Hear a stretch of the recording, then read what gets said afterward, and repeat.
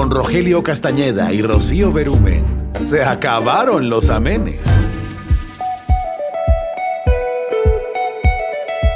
Hermanos, Dios les bendiga. Bienvenidos al podcast Se acabaron los amenes. Somos Rogelio Castañeda y Rocío Berumen. Y seguimos juntos comentando sobre el libro ¿Qué estabas esperando? De nuestro hermano Paul Tripp.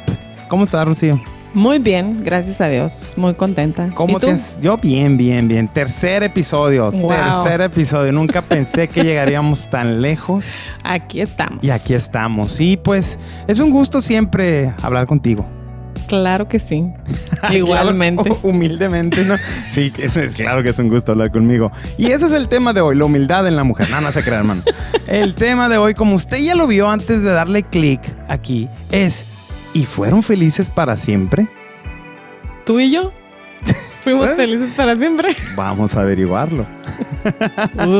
Ok, pero bueno, vamos a empezar un poquito hablando acerca de qué estuvimos viendo en los últimos 2 episodios, Rocío. Dame un resumen.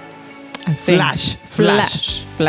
Bueno, no me caracterizo por ser Flash, pero lo voy a intentar. Ok. Bueno, en los 2 episodios anteriores hablamos del ABC de las expectativas matrimoniales, el cual consistió en 1, todos tenemos expectativas. 2, nadie vamos a cumplir las expectativas. Gracias. Las expectativas del otro. Y las expectativas reales es que estamos casados con otro pecador igual que yo en un mundo caído. Y que esa no es la voluntad de Dios para el matrimonio. ¡Boom! Exactamente. Episodio 3. Y fueron felices para siempre. ¿De qué vamos a hablar en este episodio? Mire, déjenme le cuento. El hermano Paul Tripp dice que todos somos buscadores de tesoros. Y que si tú no crees que las cosas que estás haciendo te van a dar algún tipo de ganancia, probablemente vas a dejar de hacerlas. De eso empezó a hablar el hermano Paul Tripp en el capítulo que vamos a hablar esta semana. Y mire, no sé cómo ha sido su matrimonio hasta el día de hoy, pero todos los matrimonios en algún momento se convierten en un conflicto. De acuerdísimo. Se acabaron los amenes, ¿de acuerdo? Y les voy a contar una pequeña historia personal. ¿Podemos? Claro. Vamos a abrir un poquito nuestro corazón aquí, Rocío. Hermano, le vamos a contar el testimonio. Tenemos testimonio largo, pero no nos saque la vuelta. El Señor sigue trabajando en nuestras vidas. Vamos a mostrar un poco de vulnerabilidad. Algo así. Pero déjeme le platico. Cuando recién nos casamos, Rocío y yo trabajábamos de misioneros de tiempo completo en una agencia misionera, valga la redundancia, que se llama Juventud con una Misión. Y los primeros años, pues muy bonito todo, ¿no? Sí. Hablamos que vivíamos muy a gusto, andábamos de dependepa, rentando, chiquito, pintando, decorando. Era una emoción tan grande. Nosotros teníamos 3 muebles y nos sentíamos súper chilo, ¿no? Alguien nos regalaba algo y ¡wow! ¡Qué padre! Y vivíamos emocionados, nos encantaba nuestra vida. Nos encantaba lo que sucedía. Pero con el tiempo llegaron los hijos, nos mudamos, fallece mi mamá, nos mudamos a casa de mi papá. Y empezó una dinámica en mí que no fue muy gratificante para mi esposa. Pero ¿sabe qué es lo más triste del asunto? Que ella no decía nada. Yo pasaba mucho tiempo haciendo cosas que no eran netamente para el apoyo financiero de la familia, o que no pasaba tanto tiempo produciendo para la familia, ni tampoco atendía a la familia, ¿no? Exacto. Teníamos unas finanzas pues más o menos, pero déjeme le platico que en un día, cuando ella se fue, no sé a dónde andabas, sinceramente, no recuerdo, me senté yo en la computadora y veo que la papelera de reciclaje de la computadora tenía, ya ve que desde el icono aparece una basurita, ¿no? Y yo soy muy, muy metódico con eso, que me gusta tener el icono de la basurita ahí, ¿no? No le gustan las notificaciones. No me gustan. Entonces, ¿qué hice? Abrí y dije yo, ¿qué hay adentro? Para borrarlo. Y vi que había algo, ¿no? No me acuerdo el título, pero era como que carta para Rogelio. Y yo, se acabaron los amenes. ¿Qué es esto? No, pues de entrada, no, en el momento no pensé se acabaron los amenes. Dije, ay, ¿será que viene el 14 de febrero? Cozonas. Y abro la carta, hermano. Es pausa dramática. Abro la carta y era mi esposa. ¿Cómo decirlo? desbordando su corazón ahí, ¿no? Diciendo lo que no le gustaba, las cosas que ella sentía, cómo se sentía que tenía mucha responsabilidad en cuanto a las labores de la casa y pues que yo no tenía mucho tiempo para ellos. Pero sí recuerdo una frase que decía, recuerdo cuando recién nos casamos, cuando no había Xbox. Se le tenía que decir, no, hermano, si usted es gamer, aguas, aguante, quédese hasta el final. Antes no había Xbox, no había televisiones, no había tanto internet en la casa y extraño esos tiempos, ¿no? Y yo como que ¡boom! Te prometo, Rogelio, que no recuerdo, o sea, obviamente recuerdo eso que estás platicando, pero no recuerdo qué fue exactamente lo que escribí. Sí recuerdo cómo me sentía, pero no recuerdo las palabras que puse. Fuiste muy venenosa. No es cierto. No es cierto. Como suelo serlo. No es cierto. Fue ninja. Mi esposa es ninja, silenciosa, pero mortal. Okay. No, hermano. Pero sí. O sea, lo que yo me llama la atención y me pregunto hasta el día de hoy es, ¿qué fue lo que detonó el que hicieras esa carta, no? O sea, que no planeabas dármela en primer lugar. O sea, querías seguir guardando tu corazón. Y pues imagínate cuántos años ibas, a dónde iba a parar este asunto. ¿Te puedes imaginar? Sí, bueno. Pero qué bueno que no pasó. Que no pasó. Ya no me acuerdo tampoco yo. Porque pues ahorita usted está como que, ¡ay, chismecito, qué bien! Pero la verdad es que no recuerdo en qué momento se lo dije. Posiblemente el momento que regresó ella. Le dije, oye, la carta, ¿qué onda? O sea, no había WhatsApp en ese tiempo, ¿no? Había puro Facebook Messenger. No me acuerdo qué había en ese tiempo, ¿no? Puro correo. No, sí había mensajería, pero pues no era de que traíamos internet en la calle todavía. Pero bueno. Pero sí recuerdo que me sentí muy mal. Sí me sentí muy mal. Y es cuando pasa esto que le decía yo al inicio. Y es que el matrimonio se torna en un conflicto. Y se torna algo que el autor del libro, lo que estabas esperando, lo define como lo que no debería de ser. Así es. Es un punto donde el romance y el pintar y decorar ya no fue suficiente. Ya no fue suficiente. Ya era un punto donde tú, Rocío, ¿cómo te sentías? Tú dices que te acuerdas. Sí, me acuerdo cómo me sentía. Habían pasado muchas cosas, como tú acabas de mencionarlo. La muerte de tu mamá, pues fue algo que afectó nuestras vidas, no nada más en cuanto a la emocional, sino también en nuestra dinámica. Tus papás siempre fueron parte importante de nuestra familia. Ellos siempre muy apegados a ti. Uh-huh. Y recuerdo pues que nos fuimos a vivir a tu casa y a causa de eso, pues toda la responsabilidad de la casa cayó sobre mí, ¿no? Y cabe mencionar, y siempre lo he dicho en otras ocasiones, no es que tu papá me exigiera nada. Ajá, sí, no es que tu papá siempre fue muy respetuoso. El problema era yo. Como que llegué a la casa, fue muy respetuoso en cuanto a nuestra relación y siempre nos ayudó mucho, ¿no? En cuanto a la cuestión financiera. Pero el asunto aquí era de nosotros dos, pues que, como dijimos, ya había pasado la luna de miel, ya había llegado David estaba chico y yo me encontraba en una situación pues de mucha presión. Sí. Cuidar a David, chiquito, tú te ibas a trabajar y yo me quedaba en la casa. Y regresaba y prendía el Xbox. Yo tenía que pues hacer las tareas de la casa, la comida, todo lo que una ama de casa, que a lo mejor muchas mujeres pueden decir, ay, pues es lo que todas hacemos, así es. Pero para mí sí fue algo de mucha presión. Y más que nada me sentía como que tú no estabas tan interesado en esa parte. Como que sí. Como que, bueno, si tú es tu rol, ¿no? Son tus quehaceres. Yo ya regresé de mi trabajo, entonces yo descanso, ¿no? Sí, ¿sabes cómo creo yo que pasó? No creo, porque también sí, yo me recuerdo a mí mismo y me caigo gordo.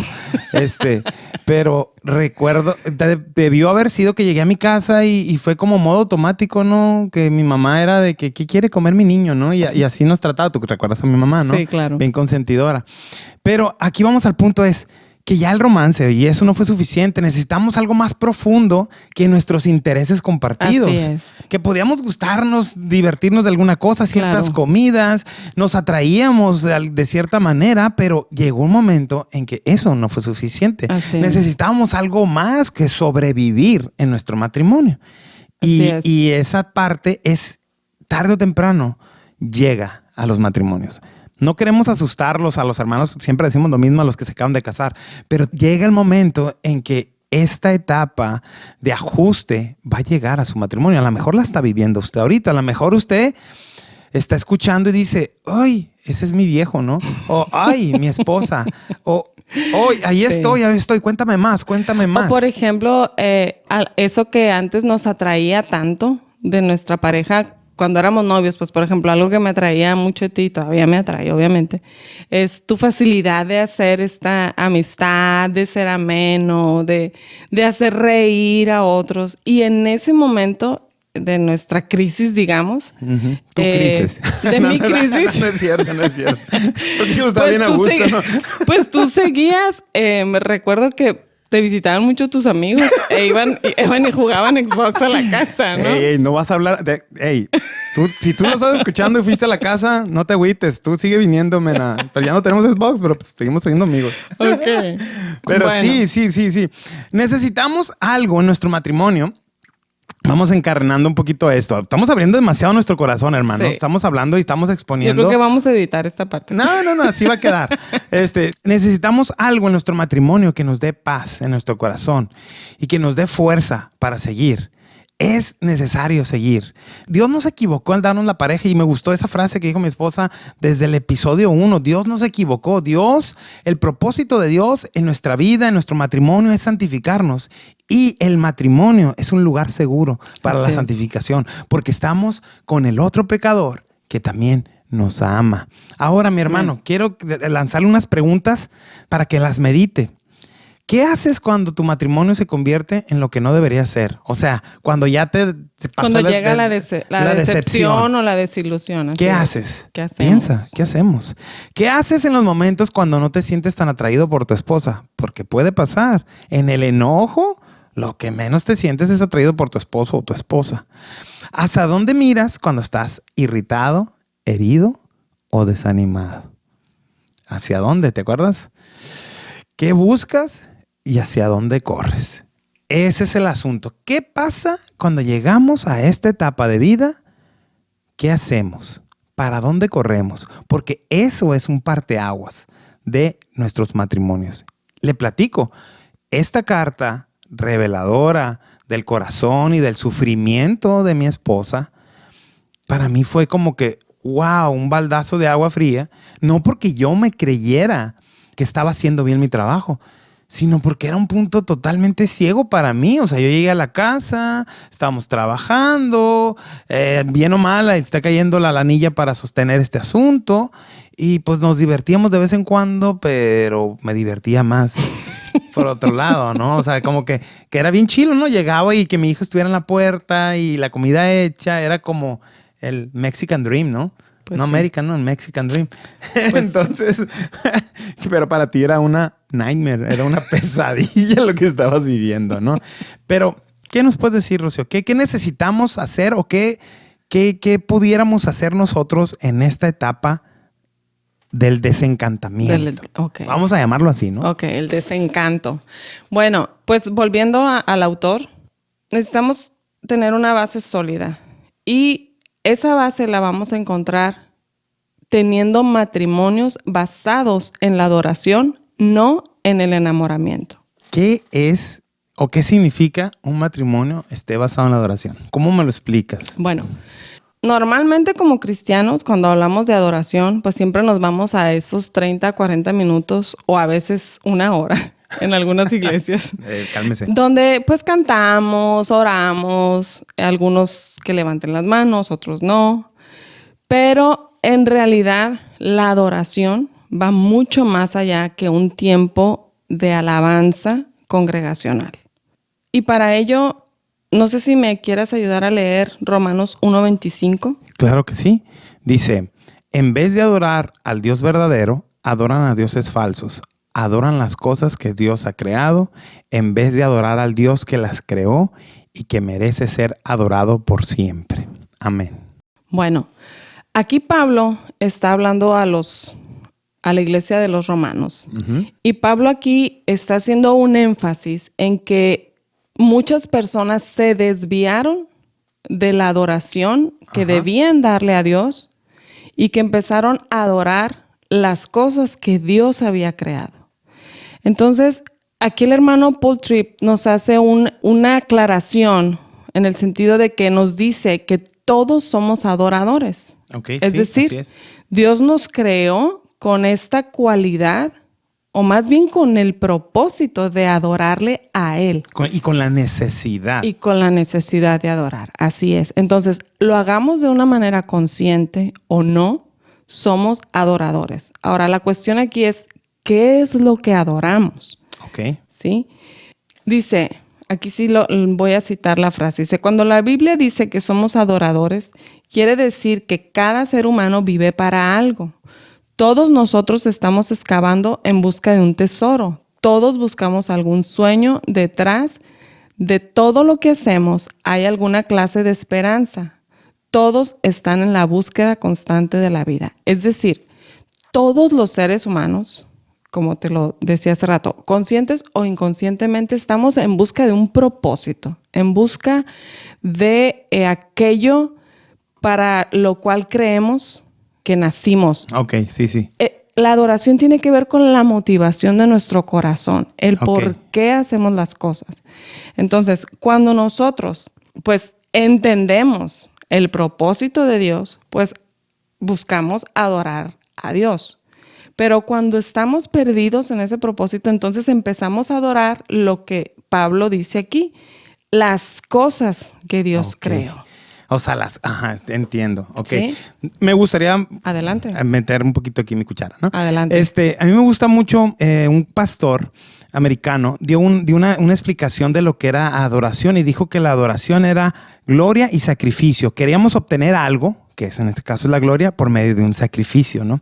Decía Rocío hace un momento, como cristianos que entendemos adoración, entendemos que debemos adorar a Dios, entendemos que debemos reconocerlo a Él por quien Él es en nuestras vidas, nuestro Salvador.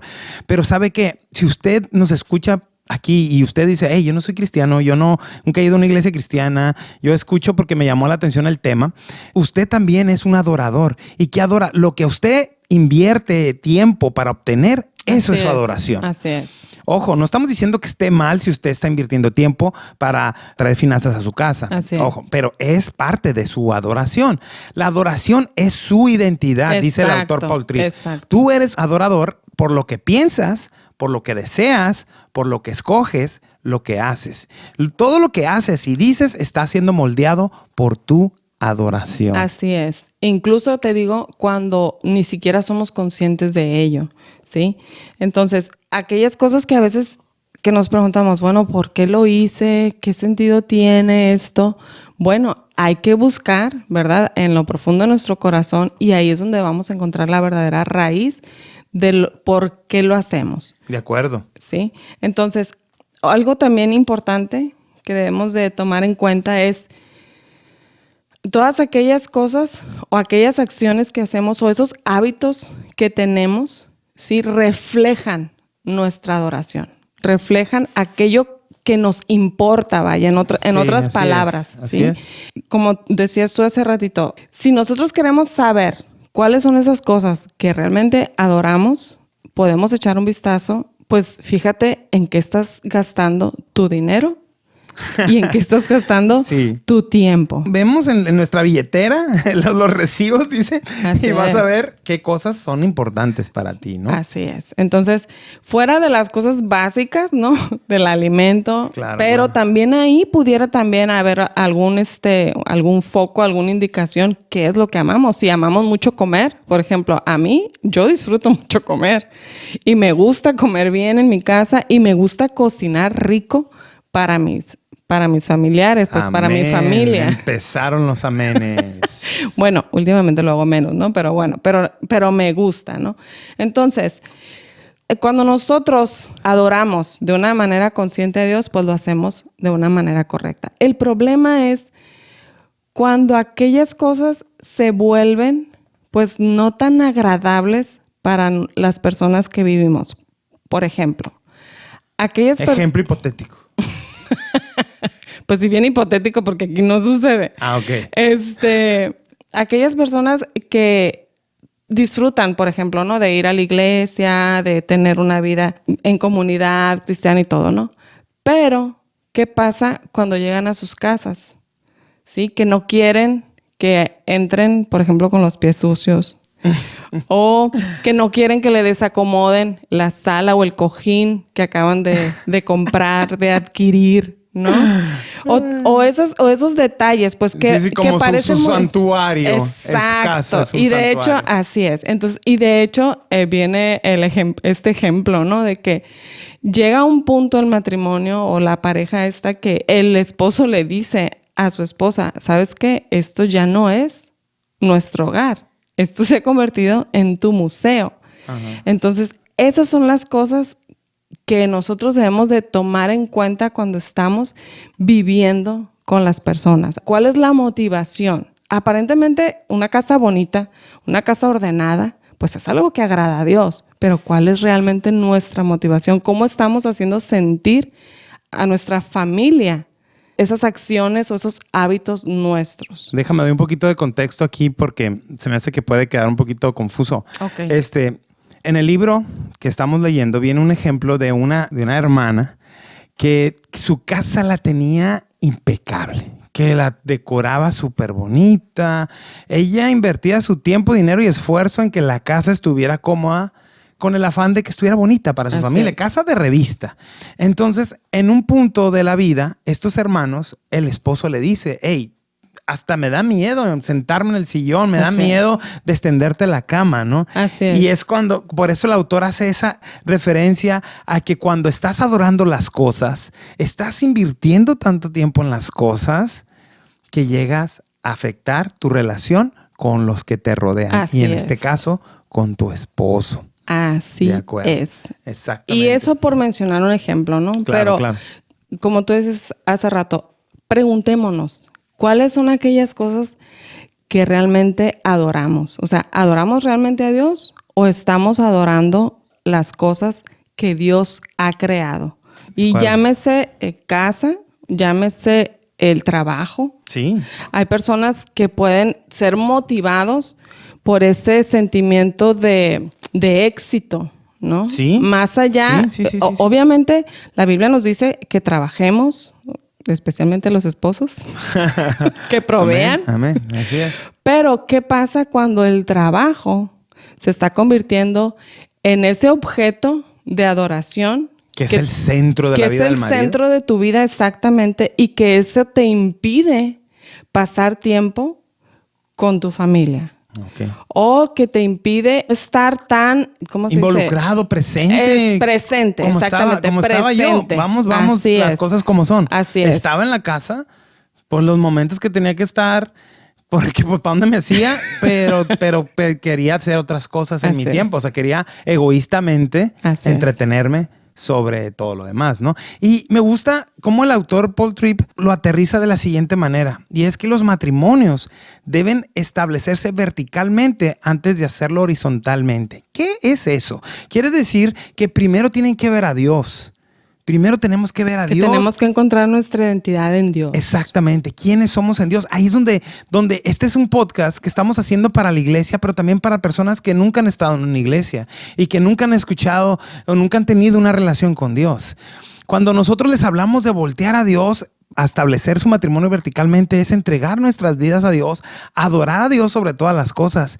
Y eso va a dar como resultado que tengamos una mejor relación, porque vamos a nosotros ser transformados por Dios mismo. Así es. Vamos a ver nuestros errores y vamos a tratar de enmendarlos, y Dios nos va a guiar en ese proceso. Así es, porque cuando nuestro enfoque es Dios, entonces Dios nos ordena y nos hace ver que debemos amar a nuestro prójimo como a nosotros mismos, como veíamos en el podcast pasado, ¿no? Entonces, el amor a Dios de manera vertical, como decías tú hace rato, y ese entendimiento vertical va a hacer que nuestras relaciones de manera horizontal puedan fluir y puedan ser más duraderas, podamos nosotros practicar más el amor hacia los demás. Ok, de acuerdo, muy bien. Ahora, vamos a ir aterrizando un poquito esto más a la práctica. ¿Cómo luce un matrimonio basado en la adoración a Dios? Dice el hermano Paul Tripp, dice, las dificultades en nuestro matrimonio no vienen porque no amamos suficientemente el uno al otro. Suceden porque no amamos suficiente a Dios. Y por no amar a Dios suficiente, no nos tratamos al uno al otro con la clase de amor que hace funcionar a los matrimonios. Mire, hermano, dice Gálatas 5:14, porque toda la ley de Dios se resume en un solo mandamiento. Cada uno debe amar a su prójimo como se ama a sí mismo. Amén. Fíjese. Entonces, ¿cómo luce un matrimonio basado en la adoración? Un matrimonio de amor, unidad y entendimiento fluirá en una cotidiana adoración a Dios como Creador. ¿Qué es esto? Hay momentos en que nuestro egoísmo nos embarga y cuando la otra persona interfiere en lo que queremos, póngale el nombre que quiera ponerle, desearemos subirnos al trono de Dios y de recrear a nuestra esposa, ¿no? Vamos a cambiarla, ¿no? Me gustaría que fuera, ay, mira que cuando estoy viendo mi serie, pues que no me moleste. Que me traiga una botanita. Que me traiga una botanita en lugar de decirme, hey, no has hecho esto, no has hecho aquello, ¿no? Entonces, es como decíamos hace muchos años, Señor, elimínala. Oh, perdón, Señor, ilumínala a mi esposa, ¿no? ¿Qué pasa? Un matrimonio que entiende la adoración a Dios, que entiende la adoración cotidiana a Dios como creador, va a entender que Dios creó a mi esposa de una manera que ella va a ver la vida de una manera diferente. Así es. Y esas diferencias, hermanos, son súper buenas. Yo creo que aquí cabe resaltar este punto, ¿no? De que hablas de las diferencias. Por lo general queremos que la gente sea igual a nosotros, que vea las cosas de la misma manera que nosotros, que se una la gente a nuestra visión, a nuestra manera de hacer las cosas. Pero dejamos de lado esta riqueza que hay en abrazar las diferencias. Como pareja, la Biblia dice que nos complementamos. En un principio, cuando Dios creó al hombre y a la mujer, le dijo, le haré ayuda idónea. ¿Qué quiere decir?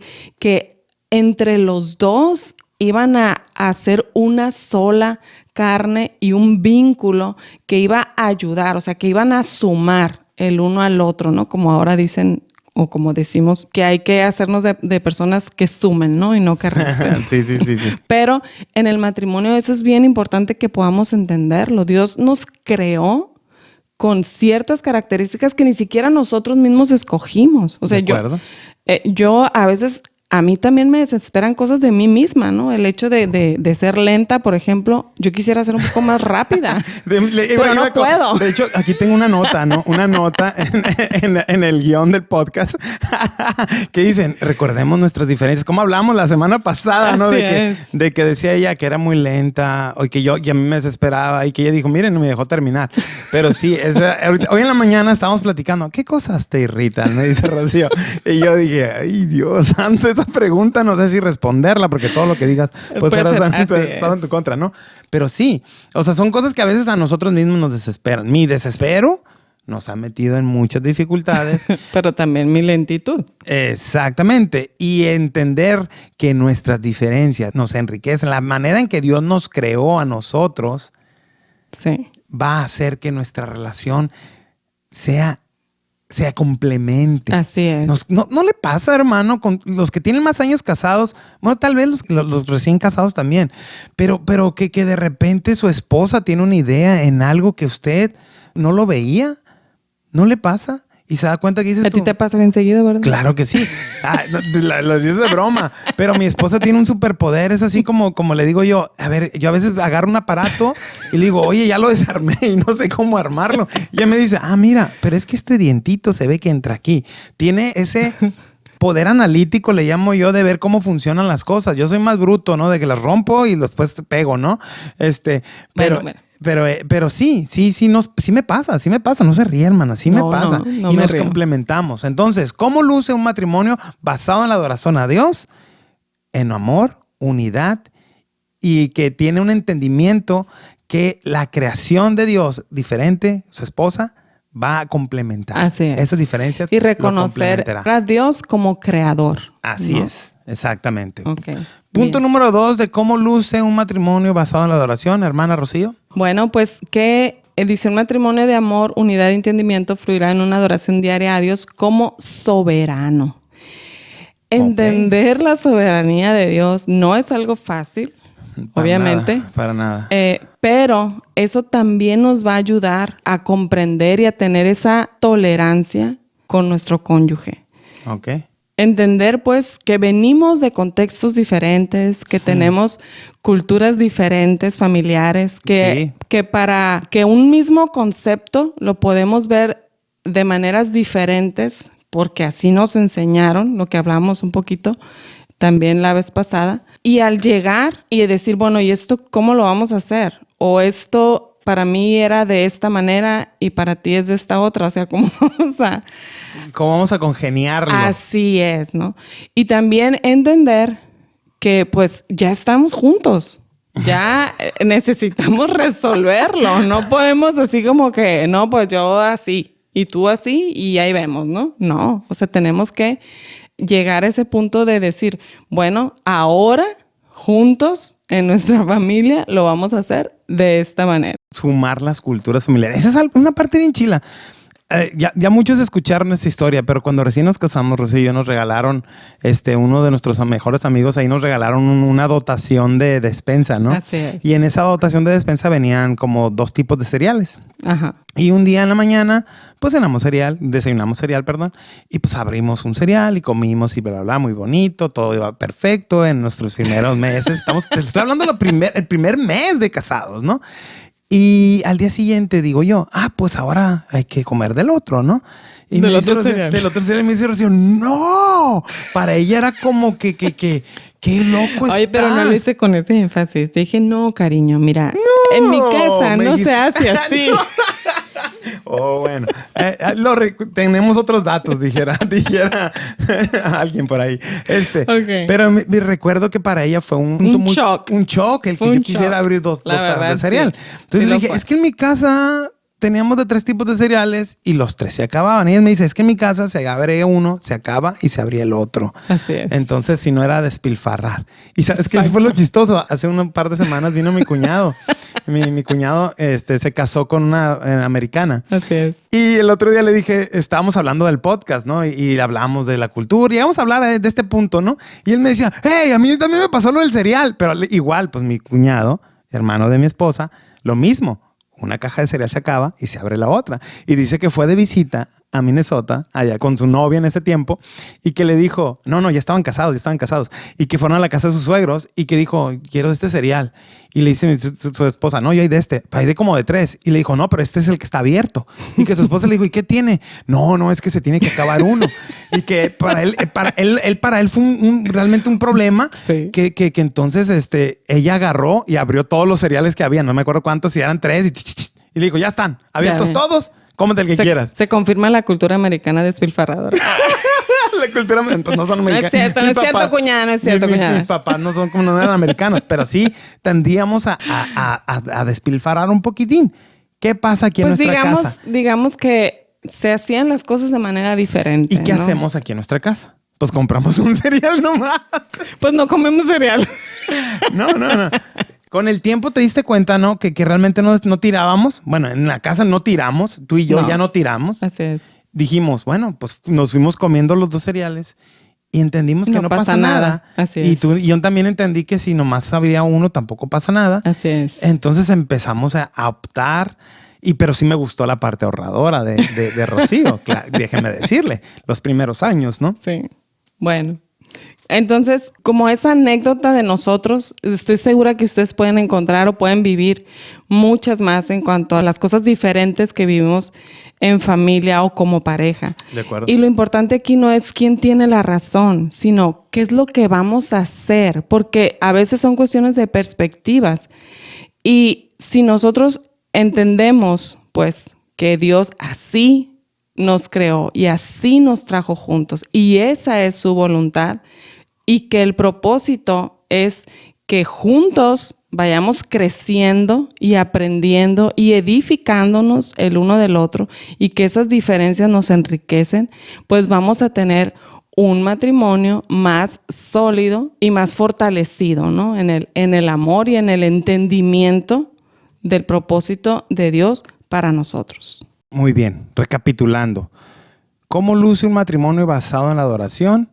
es un matrimonio que adora a Dios como creador. 1. 2, el que vamos a hablar, un matrimonio que adora a Dios como soberano. Del que acabamos de hablar. Del que acabamos de hablar. Ajá, estoy recapitulando. Dije el 1 y el 2. Sí. Y el 3, un matrimonio de amor, unidad y entendimiento brotará de una adoración diaria a Dios como Salvador. Y me gustaría empezar con la siguiente frase. Dice, el hecho es que nadie da más gracia que quien está convencido que la necesita también. Amén. Amén. Es cuando volvemos un poquito al punto final del último podcast. Y es que somos pecadores viviendo con otros pecadores. Cuando entendemos que somos pecadores y que fuimos salvos por gracia de Dios, porque nosotros no nos ganamos la salvación. No la merecíamos. Dice la Biblia que merecíamos la muerte. Eso dice la Biblia. Usted que nos escuche por primera vez, los pecadores, dice la Biblia, estamos alejados de Dios. Necesitamos de Dios. Y entonces Él nos atrae con lazos de amor y por su gracia, por creer en Él, somos salvos. No nos podemos ganar la salvación. Y una vez, perdón que te interrumpa, Rogelio, dale. Una vez que nosotros hemos entendido esa gracia salvadora y que la necesitamos, podemos otorgarla, no antes. Exactamente, no antes. Para allá vamos. Exactamente. Como nosotros nos damos cuenta, dice la frase que acabo de leer, nadie da más gracia que el que sabe que la necesita. Si nosotros somos pecadores, entendemos que somos pecadores, pues es más fácil dar gracia a otro pecador, en este caso, nuestra esposa. O sea, ¿cómo lo hacemos? ¿Cómo lo aterrizamos prácticamente? Cuando nuestra esposa o nuestro esposo falla, pues no lanzarle el pecado en la cara, ¿no? Como decirle, ¡oh!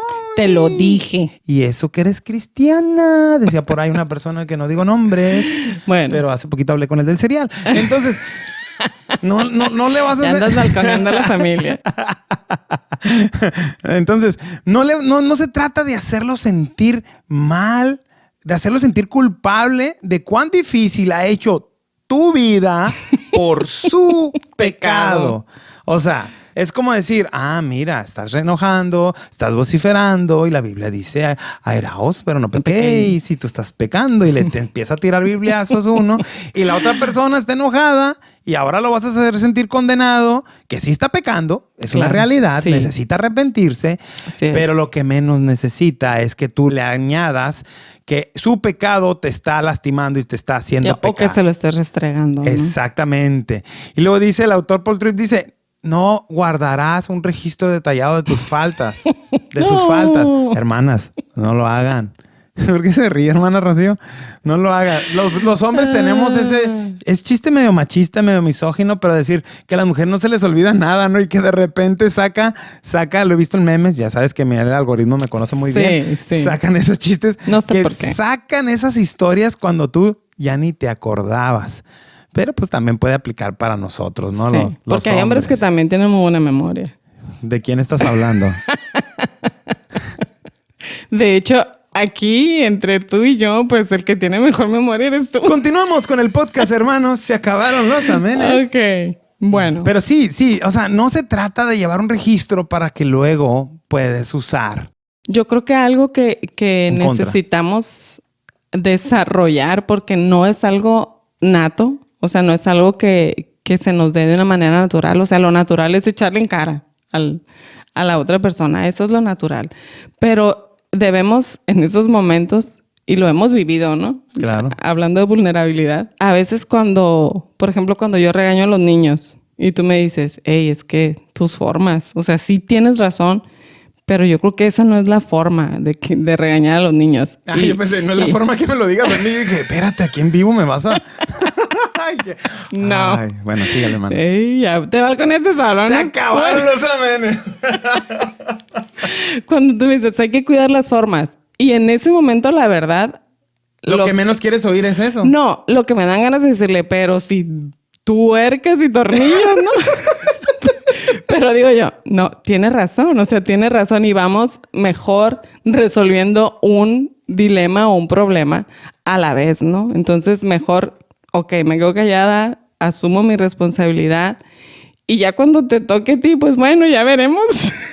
¿Cómo te lo digo, no? Sí, tienes razón. Dice como lo dice el pastor Paul Tripp, dice que más bien debemos de buscar maneras de encarnar la gracia transformadora de Dios en nuestras parejas. ¿Qué es esto? Pues tratar de transmitir la gracia, ¿no? Amén. Es eso que te digo yo. O sea, cuando pasa esto, que el ejemplo que acabas de dar, que es súper, súper palpable, ¿no? Y que también me pasa a mí, ¿no?